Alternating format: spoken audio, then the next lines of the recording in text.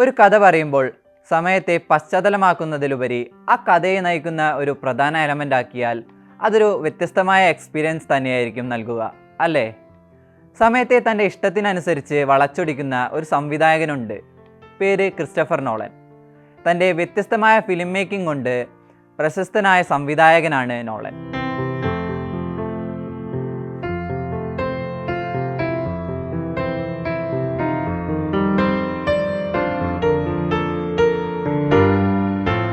സമയത്തെ വളച്ചൊടിച്ച് തൻ്റെ കഥയ്ക്കനുസരിച്ച് കൊണ്ടുവരുന്നതിൽ കൃത്യമായ വൈദഗ്ധ്യമുണ്ട് അദ്ദേഹത്തിന്. അദ്ദേഹത്തിൻ്റെ പ്രധാനപ്പെട്ട 4 സിനിമകളിൽ സമയത്തെ വളരെ വ്യത്യസ്തമായി ഉപയോഗിച്ചിരിക്കുന്നത് നമുക്ക് കാണാം.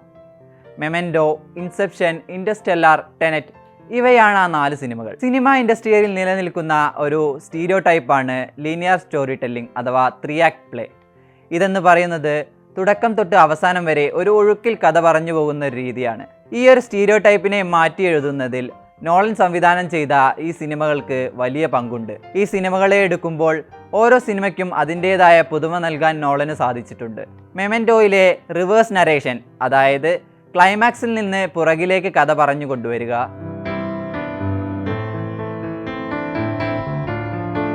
ഇൻസെപ്ഷനിലെ സ്വപ്നങ്ങളുടെ പല തലങ്ങളിലൂടെ പ്രേക്ഷകരെ കൊണ്ടുപോകുന്ന ഡ്രീം വിത്തിൻ എ ഡ്രീം,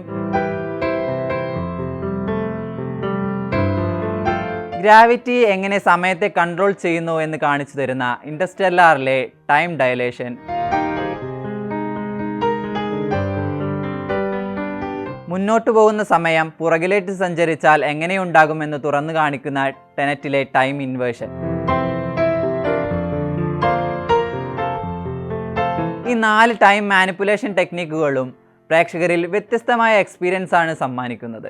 സമയത്തെ മാനിപ്പുലേറ്റ് ചെയ്ത് ഒരു ആശയത്തെ എങ്ങനെ കൂടുതൽ ഇമോഷണലായി പ്രേക്ഷകരിലേക്ക് എത്തിക്കാം എന്നതിൻ്റെ ഏറ്റവും വലിയ ഉദാഹരണമാണ് ഇൻ്റർസ്റ്റെല്ലാർ എന്ന സിനിമ.